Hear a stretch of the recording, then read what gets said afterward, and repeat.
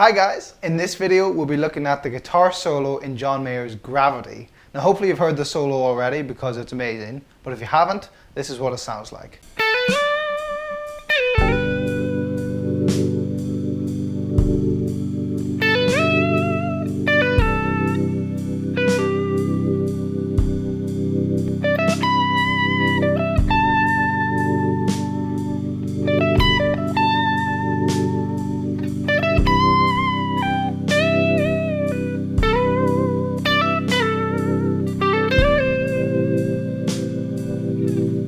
Hello, welcome to this Gravity solo guitar lesson.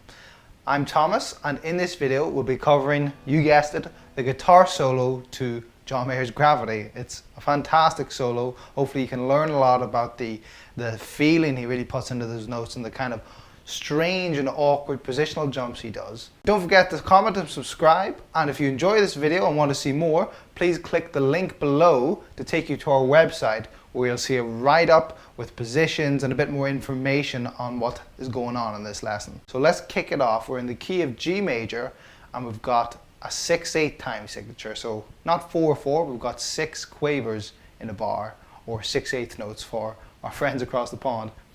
So we're going to be starting off with this really big slide, which is really like such an intro to the solo. It really grabs you right away. So what's going on here? Well, I'm playing this with my first finger on the 10th fret of the B string and hammering on to the 12th fret with my third finger before sliding up with that same finger to the 15th fret. Okay, you're going to hold that note, and this is where you get a chance to really show your vibrato off. Now, if you haven't done much of this before, I really encourage you to practice getting this going on your notes. If you can't do it, it's so integral to the sound of the guitar, and it really helps you as an individual musician kind of show what you have, and it's your way of putting your own unique spin on that. Anyone can take this guitar, do that, and it will sound the same way as I do it, but not everyone is going to sound like that. And I'm sure if I try to take your guitar and play the same thing as you, I'm not going to sound like you. That's why it's so important. Anyway, enough of that. So we've got that. The slide is a bit tricky because it's a fair gap, but there's one coming up that's even bigger. So if you're having trouble aiming that, just take it slow and move it until you can get that accuracy, and then speed it up. Okay, so we're holding on that note, and then we're sliding back down and basically repeating it. So from the 15th on the third finger, sliding down to the 12th, playing the 10th fret again, and hammering on to the 12th. Okay, so slowly. And then pick, pull off. Well, you can do that kind of how you like. You can either pull off there and pick there, or you can pick that and hammer back on. Very hard to tell, and really it comes down to your preference. But those are the notes, and you can put your own kind of spin on that. The way I would do it is probably pull off and hammer on. Just gives that really smooth legato feel. So that's the first little phrase. Our second is very similar. So starting in the same way, 10th fret with my first finger, hammering on to the 12th with my third, sliding this time up to the 17th fret. So that's a really big gap. Again, slowly practice that accuracy. If you can't quite get it, just until you can, see, overshot it. Very hard to do when you're not looking. That's the way to do it. Just slow it and then try and speed up that movement. Okay, so we're hanging on the 17th note again, loads of vibrato. And then we're going to move down 2 frets to the 15th fret.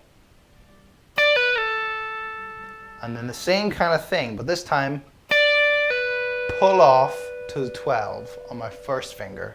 So we've done this. Then move into the 15th, pull off to the 12th, and then slide down on my first finger before ending with a 12 on the B string, 12 on the G string, okay? So I'll play this little first bit again.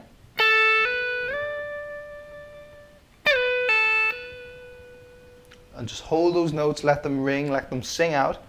Next bit, to the 17th fret, 15th, pull off, slide down to the 10th, and then 12 on the B, 12 on the G, okay? And that brings our first phrase to resolution. So talking about this, there's not really a positional sense going on here because it's pretty much all on one string.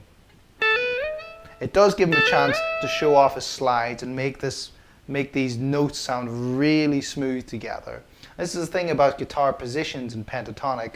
All it is a way for us guitarists to organize what notes are around us, but it doesn't change the music. I can play all of these things like a G major pentatonic,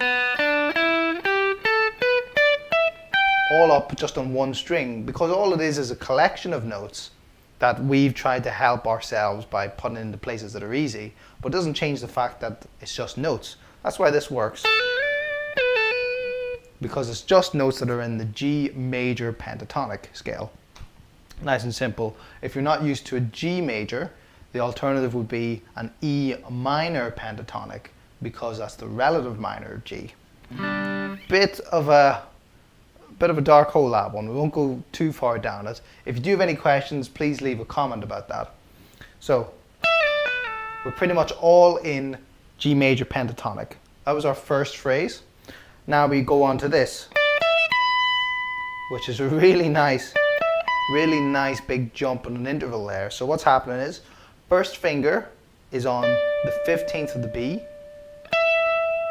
Use my second finger to go to the 17th of the B, before using my fourth finger to go to the 19th of the high E string. So see if we can see this a little bit easier.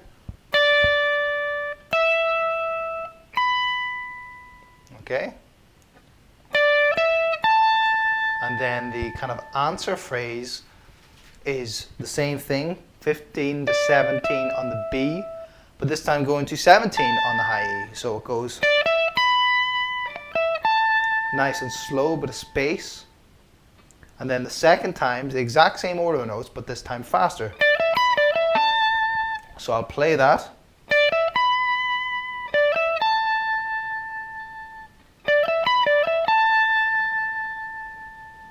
Okay, again, loads of vibrato. That's such a nice phrase, isn't it? It's so simple. And really, it's characterized by that big jump. That's the interval of a fifth. That is really what gives it that really cool aspect. So we finished, and then a big jump here, changing position totally. Okay, after this is again 15, 17. This time, pinky is on the high E string on the 19th fret, and bending up a semitone. So we're bending to the note that's on the fret 20. And we've got this double bend. So the way I'm doing that with my pinky, because we're so high up the neck and we're on the high E string, and it's only a semitone bend, you can get away with doing it with your pinky. Although a lot of the time I'll use both pinky and my third finger as well, just to help that strength. Okay, so that was bend right away, and then you release the bend so you can bend it back up. So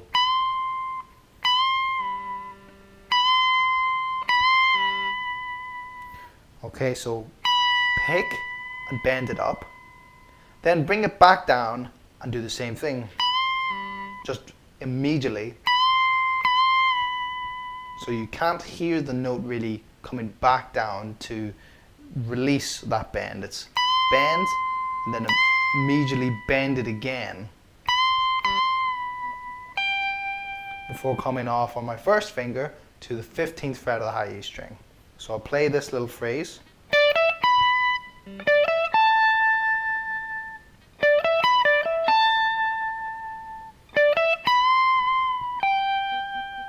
Okay, moving on now to the changing from my first finger on the high E to my third finger on the same fret on the B.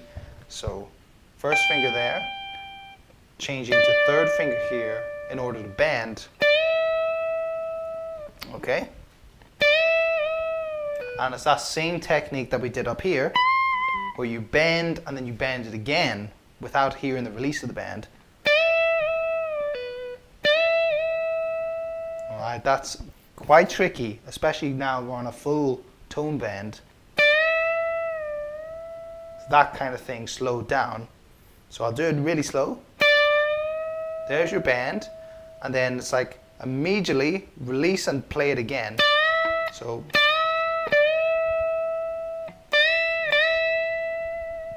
what's really important here is making sure that the pitches of the bend match totally.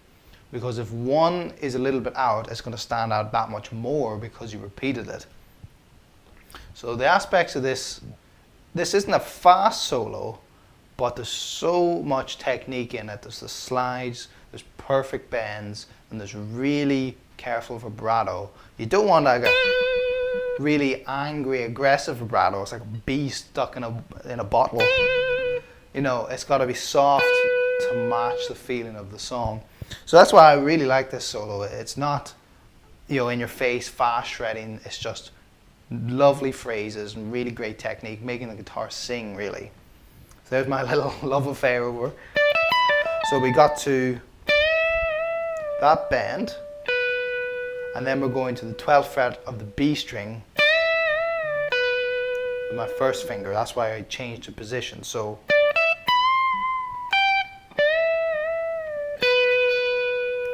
okay, now with my third finger on the 14th of the G string, sliding up to the 16th. Okay. Then with my second finger on the 15th of the B string, sliding to the 17th. And then going to be in like a bit of an awkward finger change here. There's a couple ways you can do it. I'll show you both. So we were on our second finger on the 17th fret. We can then use our first finger back on the 16th of the G to slide down. Or we can change fingering a little bit and use your third finger, which will help with resolving this phrase. So I'll play up to that a little bit again.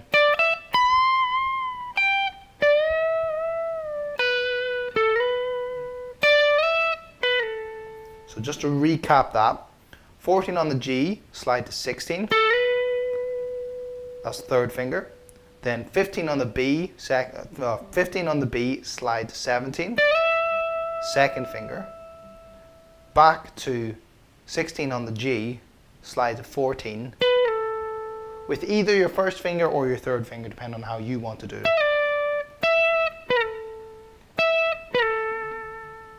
Okay?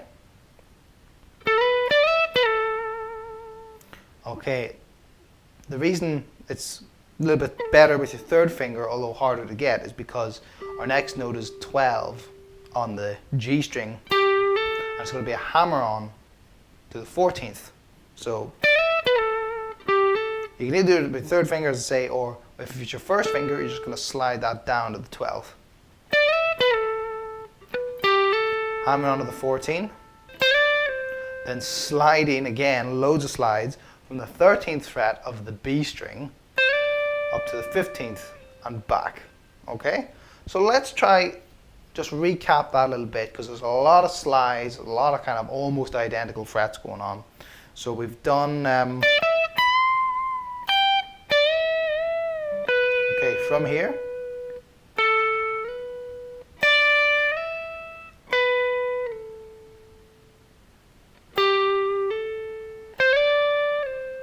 Okay, so stick it all together bit by bit. I'm going to do another slow playthrough of the whole solo, and if you're feeling up to it, try and play along. It's not particularly going to be in time. I'm just going to let the phrases breathe, and you get a sense of how it all fits. See if you can kind of keep up with it. Okay.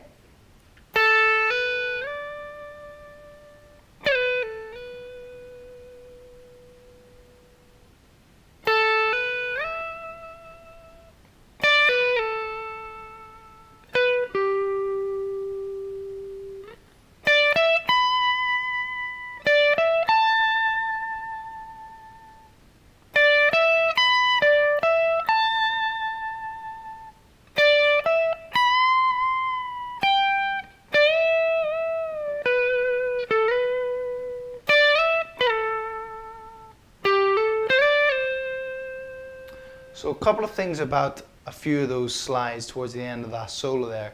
They are not slow slides in the sense that you don't play them like this. They're what I call bullet slides, so you pick the note and you'll slide immediately. So coming off, here'll be a bullet slide, and there again. Okay, so basically all those slides, those last three slides are going to be fast bullet slides. Pick and slide immediately, and then slide back down. Okay, I hope this has been useful. It's such a fun solo. Hopefully you can learn some of this as well. Thinking outside of the box of those pentatonic positions, how can you change them rather than playing in your good old position 1? Can you change that around? Can you actually play all those up the neck on one string? Really great ability to be able to do. You can put together these John Mayer lines, loads of slides, really let your technique go. That's been it for me, guys. Best of luck with the practice. I'll catch you next time.